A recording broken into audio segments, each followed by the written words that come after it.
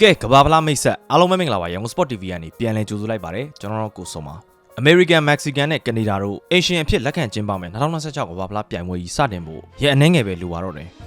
တကဘာလုံးကလူရန်စားဘောင်းဆောင်ရဲ့အာယုံကိုဆွဲဆောင်ဖန်းစားနိုင်စွမ်းရှိတဲ့ဒီပြိုင်ပွဲကြီးကဘောလုံးရဲ့အကြီးကျယ်ခမ်းနားဆုံး tournament တစ်ခုဆိုရင်လည်းမမှားဘူးပေါ့နိုင်ငံ3နိုင်ငံပထမဆုံးအကြိမ်ပူးတွဲ Asian ဖြစ်ကျင်းပခွင့်ရတဲ့ပြိုင်ပွဲဖြစ်လာမယ်2002မှာဂျပန်တောင်ကိုရီးယားနှစ်နိုင်ငံပူးတွဲလက်ခံကျင်းပခဲ့ဘူးတယ်2018မှာရုရှား2022မှာကာတာတို့ကအင်ရှင်တွေဖြစ်ခဲ့ကြတာဆိုတော့ဒီချိန်အတွက်ဥရောပနဲ့အာရှနိုင်ငံတွေအင်ရှင်ဖြစ်ဖို့အခွင့်အရေးမရခဲ့ပါဘူးဒီလိုနဲ့မော်ရိုကိုတနိုင်ငံသာအင်ရှင်ဖြစ်ခွင့်ကိုဝင်ရောက်ရှင်ပြိုင်ခဲ့ပြီးအမေရိကန်ဦးဆောင်တဲ့ကွန်ကာကက်3နိုင်ငံကမဲအပြတ်သက်အနိုင်ရခဲ့ပါတယ်ဒေါ်နယ်ထရန့်လက်ထက်မှာပရိပခတွေရှုပ်ထွေးမှုတွေကြီးကြီးမားမားပြန့်နှံ့နေပေမဲ့အမေရိကန်ဟာဒီပြိုင်ပွဲကိုဦးဆောင်ကျင်းပဖို့အသင့်ပြင်ထားခဲ့ပါတယ်ပြိုင်ပွဲဝင်အသင်းအရေအတွက်ကို32သင်းကနေ48သင်းအထိတိုးမြင့်ထားတဲ့ပထမဆုံးကမ္ဘာ့ဖလား edition လည်းဖြစ်ပါတယ်1930မှာပြိုင်ပွဲဝင်12သင်းနဲ့စတင်ခဲ့တဲ့ကမ္ဘာဖလားဟာ1998ကနေစတင်လို့32သင်းပြိုင်ပွဲဖြစ်ခဲ့ပြီးဒီ format ကိုပထမဆုံးချိန်ပြောင်းလဲလိုက်တာပါအမေရိကန်ကအင်ရှင်ဖြစ်နောက်ဆုံးလက်ခံကျင်းပခဲ့တဲ့1994ကမ္ဘာဖလားမှာပြိုင်ပွဲဝင်အသင်းအရေအတွက်24သင်းရှိခဲ့တာဆိုတော့နှစ်ဆလောက်ခုန်တက်သွားတဲ့သဘောပါကမ္ဘာပေါ်ကနိုင်ငံတိုင်းကိုအခွင့်အရေးတွေပိုရလာဖို့ဘောလုံးအဆင့်အတန်းတိုးတက်လာစေဖို့ဆိုတဲ့စကားလုံးချိုချိုလေးတွေတုံးထားပေမဲ့ပြိုင်ပွဲဝင်အသင်းအရေအတွက်ကိုတိုးချဲ့တဲ့ဘောကငွေကြောင့်မယ်ဆိုတာအားလုံးလည်းသိမှာပါမြို့ကြီး16မြို့မှာကျင်းပမဲ့ပွဲအရေအတွက်ကစံချိန်တင်ပမာဏ104ပွဲအထိရှိလာမယ်32သင်းအဆင့်ပိုလာမယ်ပြိုင်ပွဲကို39ရက်ကြာကျင်းပသွားပါမယ်ဥရောပက16သင်းအာဖရိကက10သင်းအာရှက9သင်းတောင်အမေရိကက6သင်းကွန်ဂါကပ်ကအင်ရှင်3နိုင်ငံအပါအဝင်6သင်းသမုဒ္ဒရာပိုင်းဆောင်က1သင်းပါဝင်ရှင်ပြိုင်ကြမယ်ဒီမှာပြိုင်ပွဲဝင်အသင်းအရေအတွက်ကိုတိုးချဲ့ခဲ့တာရဲ့ကောင်းကွက်အဖြစ်ဂျော်ဒန်ဥဇဘစ္စတန်ကူရာဆောင်ကိတ်ဗာဒီတို့လိုနိုင်ငံငယ်တွေကမ္ဘာဖလားကိုပထမဆုံးချိန်ဝင်ခွင့်ရလာတယ်1998နောက်ပိုင်းမှာမမြင်ခဲ့ရတာကြာပြီဖြစ်တဲ့ Norway Scotland တို့ကိုပြန်တွေ့ရမယ်။ဟေတီကလည်း1984နောက်ပိုင်းကမ္ဘာဖလားကိုတကြော့ပြန်လာပြီ။ကိုရိုရဲ့အချစ်တော်နာမည်ကြီးအီတလီကတော့ Play-off Final မှာ Czech ကိုပန်နတီအဆုံးဖြတ်နဲ့အရေးနေပြီးကမ္ဘာဖလားကို3ချိန်ဆက်လွှဲချော်သွားခဲ့ပါတယ်။ဒိမတ်နိုင်ဂျီးရီးယားတို့ကလည်း2026ကိုလွှဲချော်ခဲ့ကြတဲ့တခြားနာမည်ကြီးတွေဖြစ်ပါတယ်။ဝင်ခွင့်အရေးအတွက်ပိုများလာတာနဲ့အမျှခြေစစ်ပွဲအဆင့်ဟာထိပ်သီးအသင်းအများစုအတွက်တော့အခက်အခဲမရှိကြော်ဖြတ်နိုင်ခဲ့တာကိုမြင်တွေ့ရမှာပါ။၄သင်း12အုပ်စုမှာထိပ်ဆုံး2သင်းစီနောက်တစ်ဆင့်တက်မယ်အကောင်းဆုံးတတိယ8သင်းလဲနောက်တစ်ဆင့်ကိုလိုက်ပါခွင့်ရမယ်ဆိုတော့အင်အားကြီးနိုင်ငံတွေအတွက် knock round နေစီတက်တောင့်တက်တာဥတည်သွားနိုင်မယ်လို့ယူဆရပါတယ်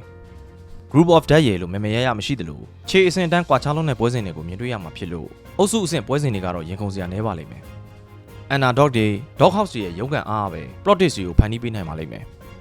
ဒီမှာအပြောအများဆုံးက Donald Trump ရဲ့ visa ပိတ်ဆို့မှုတွေအကန့်အသတ်တွေရဲ့ရာသီဥတုအခြေအနေရဲ့ကိုပဲဖြစ်ပါလိမ့်မယ်ပြိုင်ပွဲဝင်နိုင်ငံအားလုံးအပေါ်ပြည်ဝင်ခွင့်ကန့်သတ်မှုတွေကိုဖြေလျှော့ပေးမယ်လို့ Trump ကသဘောတူထားတာတွေ့ရတယ်။ကမ္ဘာအနှံ့ကပြည်သက်10သန်းကျော်လောက်မြောက်အမေရိကတိုက်စီခရီးနှင်လာဖို့ရှိနေပြီးလက်မှတ်ဈေးနှုန်းတွေအပေါ်မှာဝေဖန်မှုတချို့ကတော့ကြည်ကြည်ပြန့်ပြန့်ရှိနေတော့မှာပဲ။ရာသီဥတုအခြေအနေကတော့ကလပ်ကမ္ဘာဖလားမှာမြင်တွေ့ရတဲ့အချိန်အပူချိန်မြင့်တဲ့စိန်ခေါ်မှုကိုကစားသမားတွေခက်ခက်ခဲခဲရင်ဆိုင်ရပါမယ်။ Miami, Houston, Mexico City, Guadalajara တို့ရဲ့နွေရာသီတွေဟာကစားသမားတွေရဲ့တန်ခံနိုင်စွမ်းကိုအကြီးကျယ်စမ်းသပ်ဖို့ရှိနေပါတယ်။စက်မှုလုပ်ငန်းနဲ့တန်းငွေထုတ်လုပ်မှုပမာဏကြောင့်ပြင်းပြအပူချိန်ကအမေရိကမှာတရေမြင့်တက်နေခဲ့ပြီး35ဒီဂရီဆယ်စီယပ်အထိရောက်နိုင်တဲ့ပွဲရည်အတွက်9ပွဲနဲ့အထက်ရှိနိုင်မယ်ဆိုတဲ့ပမာဏဟာ1994တုန်းကထက်2ဆပိုများနေပါတယ်။နောက်ပြီးတော့လက်ခံကျင်းပမဲ့ကွင်းတွေထဲမှာ9ကွင်းမဲ့အမိုးပါတာဆိုတော့ Open Air Stadium အများစုမှာအပူချိန်ကိုတိုက်ရိုက်ရင်ဆိုင်သွားဖို့ရှိပါတယ်။ Golden Brady ရဲ့အချိန်ကန့်သက်ကိုလိုအပ်သလိုတိုးချဲ့ထားဖို့ပြင်ဆင်ထားပေမဲ့ဒီလောက်အပူချိန်ဟာငွေကြေးအကုန်ကြခံပြီးလာကြည့်ရတဲ့ကွင်းတွေကပြည်သက်တွေအတွက် high quality match တွေဖြစ်ပါမလားစိုးရိမ်စရာရှိပါတယ်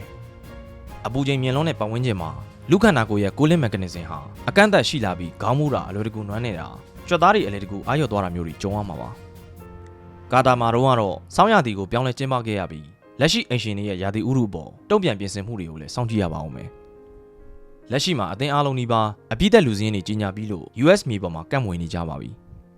အချိုခြေစမ်းပွဲတွေလည်းပေါ့ကစားနေကြပြီအမေရိကန်နဲ့စစ်ဖြစ်နေတဲ့အီရန်ကလည်းသူတို့အခွင့်အရေးအတိုင်းဝင်ရောက်ရှင်ပြိုင်မယ်လို့သိရပြီး Camp Base ကိုလုံခြုံရေးအကြောင်းပြချက်ကြောင့်မက္ကဆီကိုထံကိုပြောင်းရွှေ့သွားပါတယ်။တခုရှိတာကကိုရိုစီမယ်ကြည့်ရမယ့်ပွဲချိန်တွေကမနက်အစောပိုင်းပွဲတွေဖြစ်နေတာကြောင့်အလုပ်တို့ကျောင်းတို့သွားရမယ့်သူတွေအတွက်တော့မလွယ်ဘူးလို့ပြောရမယ်။အေရှင်3နိုင်ငံမှာဖွင့်ပွဲ3ပွဲကျင်းပမှာဖြစ်ပြီးမက္ကဆီကိုကနေဒါတို့မှာဒေသခံ pop star တွေအမေရိကန်မှာတော့ Katy Perry, Lisa တို့လိုအကျော်မော်တွေနဲ့တခန်းတနာကျင်းပမှာဖြစ်ပါတယ်။ Final ရောက်တဲ့အခါမှာ Super Bowl Halftime Show လို့ Shakira, Madonna, BTS တို့ကလည်းဖျော်ဖြေအောင်မှာဖြစ်ပါတယ်။ American ရဲ့အထာ commercial break တွေကတော့ဘောလုံးပရိသတ်တွေအတွက်စိတ်ကတိအောင်ဖြစ်စေအောင်မှာပါ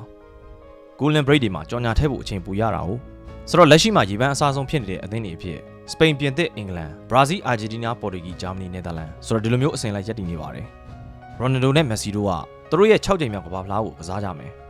ပြီးခဲ့တဲ့2ကြိမ်မှာငွေတစ်စိတ်ကြီးတစ်စိတ်တွေရခဲ့တဲ့ခရိုအေးရှားအသင်းကောင်းဆောင်မိုဒရစ်ကဒီမှာ9ကြိမ်မြောက်ဝင်ကစားမယ်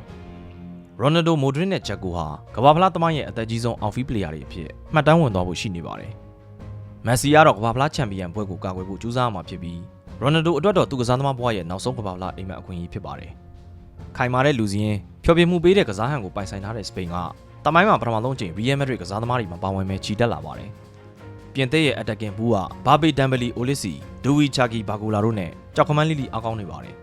Football is coming home အိမ်မက်ကိုအသက်သွင်းမှုကြိုးစားမဲ့အင်္ဂလန်ကို Hurricane ဘာလင်ဂန်တို့ဦးဆောင်မယ်အန်စလော်တီက Sleeping Giant ဘရာဇီးကိုလှုံ့ဆော်ဖို့ကြိုးစားနေပြီးနေမာရဲ့နောက်ဆုံးကမ္ဘာဖလားမှာ Vinicius Rafinha တို့ရဲ့လုံနိုင်စွမ်းကိုစောင့်ကြည့်ရမယ်ဘိုင်ယန်ကစားသမားအများစုကိုအားပြုထားတဲ့ဂျာမနီပရီးမီးယားလိအခြေစိုက်တွေနဲ့နယ်သာလန်ရဲ့ခီးစဉ်ကဘယ်အထိရောက်နိုင်မလဲဆိုတာစိတ်ဝင်စားစရာကောင်းနေပါပြီ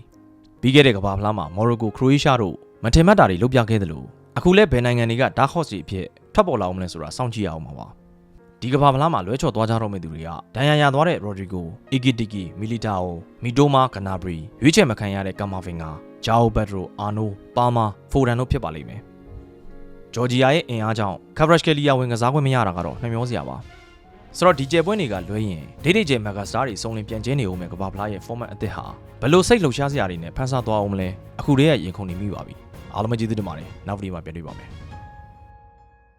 Wines မှာဘောလုံးစောချင်တဲ့ညီကိုတွေအနေနဲ့ရန်ကုန် Sport TV ရဲ့ promo code YGNTV ကိုအသုံးပြုပြီးတော့ 100% bonus တွေရယူနိုင်ပါတယ်။ဒေသသိရှိလိုပါက Wines မြန်မာ Facebook page နဲ့သူတို့ရဲ့ application တို့မှ website link ရဲ့ customer service code လေးနေပြီးတော့လည်း24နိုင်တီးလို့ရတယ်မြင်မြင်လို့ရပါတယ်။အားလုံးပဲကျေးဇူးတင်ပါတယ်။